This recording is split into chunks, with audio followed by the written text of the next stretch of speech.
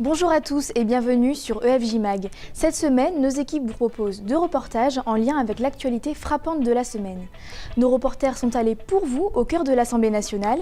Les députés se sont confiés sur le possible retour du service militaire. En deuxième partie d'émission, nos journalistes vous amèneront au salon Maisons et Objets à Paris pour décrypter les nouvelles tendances de l'année. Mais avant, notre premier reportage. En 1996, Jacques Chirac a supprimé le service militaire ou national, obligatoire pour tous les hommes de 18 à 27 ans. Pendant 10 mois, les jeunes Français apprenaient à défendre le pays. L'hypothèse du retour de cette ancienne institution suscite le débat à l'aune des récents événements meurtriers qu'a connus la France. Un reportage de Christelle Puga et Camille Monnier. Liberté, égalité, fraternité, la devise française a été sérieusement ébranlée après les attentats de janvier dernier. Nous nous sommes rendus à l'Assemblée nationale pour prendre le pouls de nos députés. Pour le moment, au sein même de leur parti, ils n'adoptent pas de discours commun sur le retour du service militaire. Oui, je pense qu'il faut remettre un service national obligatoire. Très franchement, c'est pas la solution. En plus, on n'a pas les moyens, Ça fait partie de ce genre de débat, démago. Ce dispositif serait effectivement coûteux, mais il faut aussi mesurer le coût que peut représenter l'absence de service national. Si les députés n'ont pas encore tranché, selon un récent sondage de l'IFOP, 8 Français sur 10 sont favorables à la création d'un nouveau service national.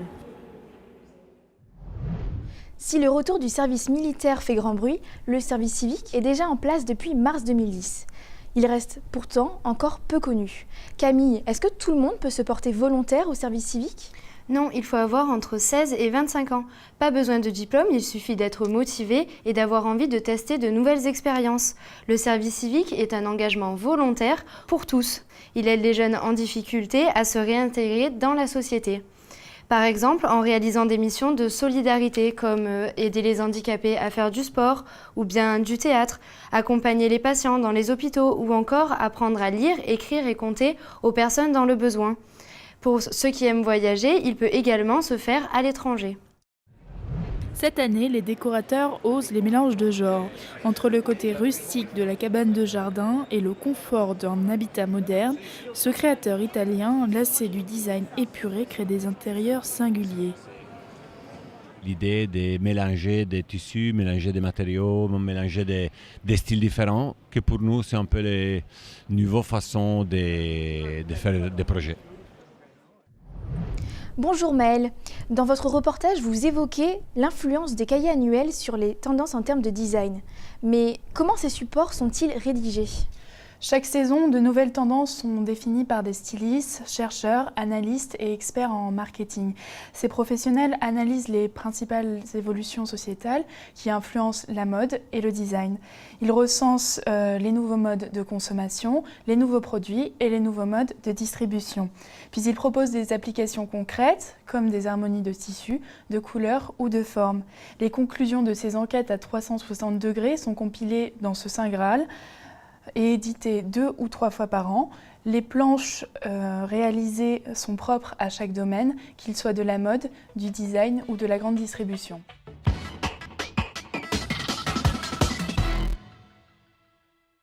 Alors bonjour Martin, si les attentats ont relancé l'intérêt pour la filière journalistique, ils ont cependant eu un impact négatif sur plusieurs secteurs, notamment le tourisme.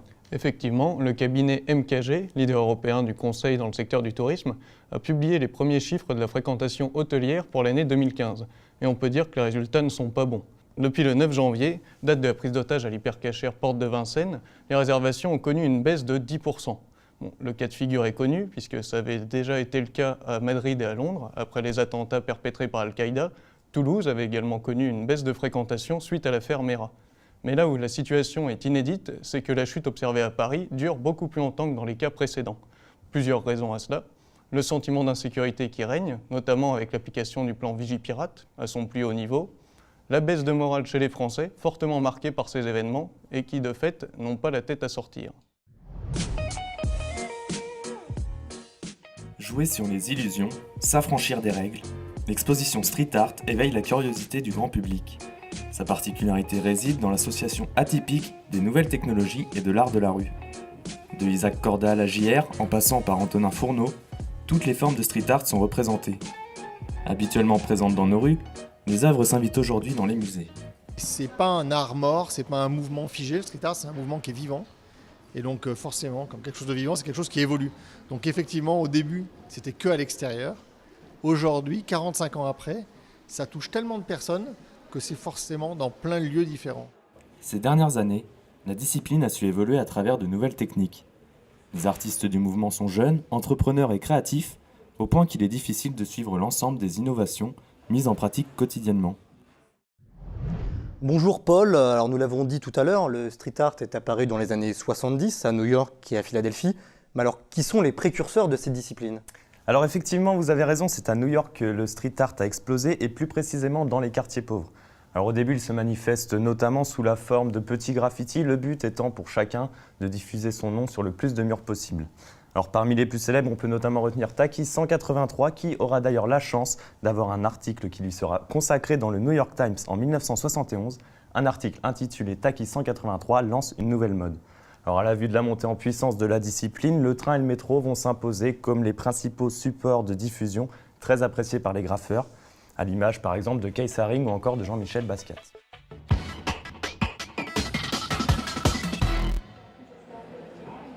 Colliers, bagues, boucles d'oreilles, les professionnels du bijou du monde entier viennent découvrir les nouvelles tendances et remplir leur stock des accessoires de demain. Depuis la crise, le budget des clients a changé. Lucie et sa sœur Marion, propriétaires de boutiques familiales, n'échappent pas à la règle. Les budgets ont baissé en fait. Les paniers moyens des clients ont baissé. Donc après, il faut s'adapter. Anna, habituée du salon, présente cette année sa nouvelle marque. Elle constate qu'avec la réduction de leur pouvoir d'achat, les clients privilégient des bijoux de qualité. On demande beaucoup plus de plaqué, de précieux en fait. Un peu moins de fantaisie, c'est pour ça que je me suis adaptée et que je fais tout en plaqué or maintenant. Le secteur du luxe trouve donc des moyens de s'adapter à la baisse des budgets, n'est-ce pas Simon ? Oui, en effet, la tendance serait à la créativité, la recherche de la pièce unique, peu importe le prix, tant que le voisin n'a pas la même. Après le tournage, nous sommes intéressés à la notion de luxe en tant que telle, à sa définition. Dans les années 70, le luxe résidait dans le savoir-faire, la qualité, la durée de vie. Les années 80, les années fric comme on les a appelées, voient l'arrivée du bling-bling symbolisé par l'entrepreneur chafouin Bernard Tapie. Le libéralisme économique et moral accompagne la chute du mur de Berlin et une forte volonté de vivre ensemble émerge. Le luxe est alors matériel, ostentatoire, c'est un marqueur social.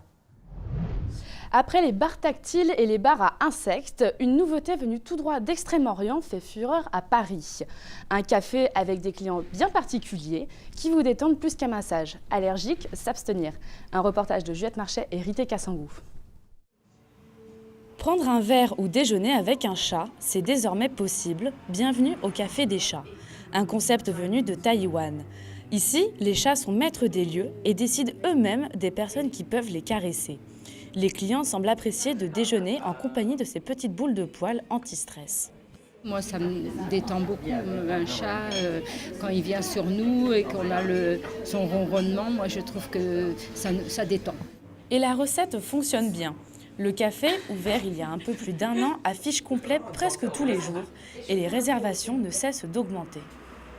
On a beaucoup de personnes qui travaillent juste à côté du café et qui viennent uniquement pour pouvoir se détendre 5 à 10 minutes, voire 20, le temps d'une petite tarte avec les chats et vraiment ressortir apaisé pour reprendre le travail l'après-midi. Bonjour Rité. Alors, il semblerait que les chats ne soient pas les seuls animaux qui aident les humains sur le plan thérapeutique. Oui, tout à fait. De manière générale, avoir un animal, ça fait du bien au corps et à la tête. Des études ont souligné que les possesseurs d'un compagnon à poil ou à plumes avaient moins de problèmes de cholestérol et d'hypertension artérielle. Et leurs chances de survie en cas d'attaque cardiaque sont beaucoup plus élevées que la moyenne. Côté psychologique, le fait de posséder un chien, un chat, des oiseaux ou même un poisson rouge permet de réduire le stress. On a ainsi observé que les amis des animaux étaient beaucoup plus actifs et moins isolés que les autres. Le simple fait d'avoir un animal de compagnie réduit de manière forte l'utilisation et la consommation des médicaments psychotropes.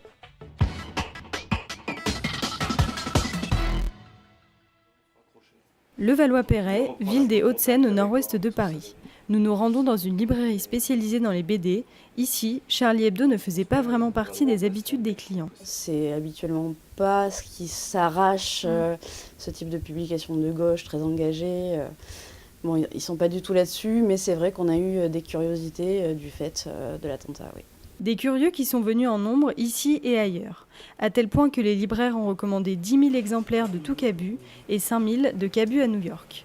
Les personnages phares du dessinateur, comme le beauf et le hipster, restent toujours très convoités par les lecteurs.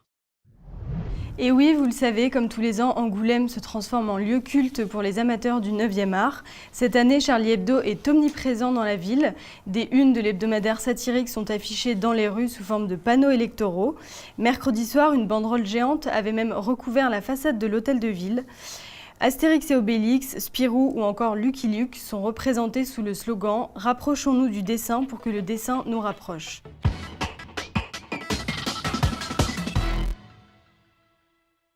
Pour faire partie de ces 800 chanceux, les pénichards, il ne suffit pas d'acheter ce bateau.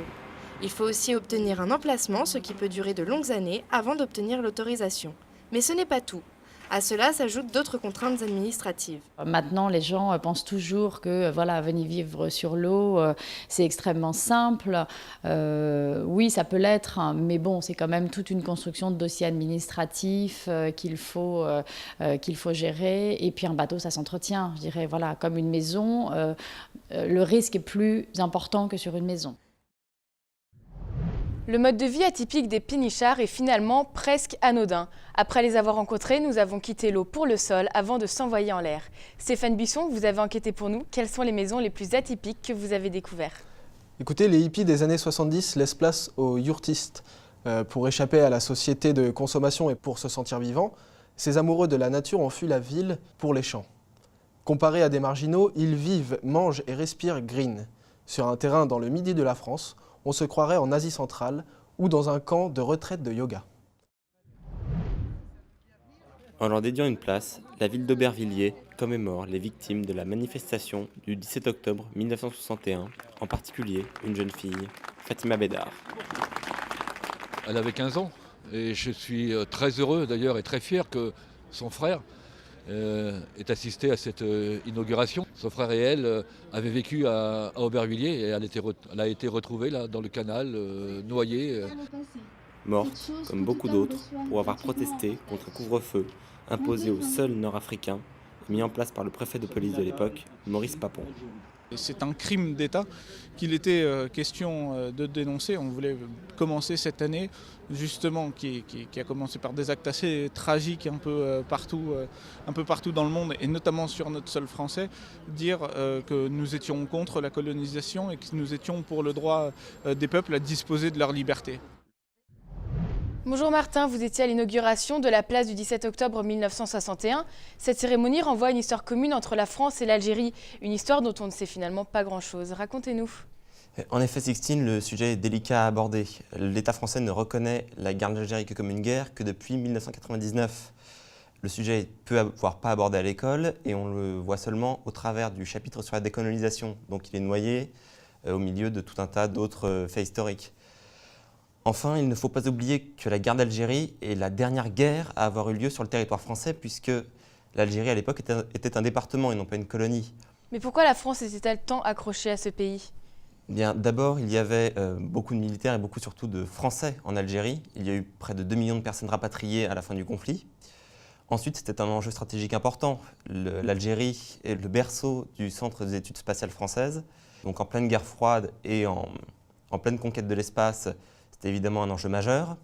Et enfin, il y avait peut-être aussi une forme de fierté militaire. L'armée française avait perdu la Seconde Guerre mondiale, avait perdu l'Indochine. Donc pour eux, c'était inconcevable de perdre encore une fois un territoire, surtout un département. Merci Martin. On se retrouve la semaine prochaine à la même heure. Tout de suite, un nouveau journal. Bonne journée.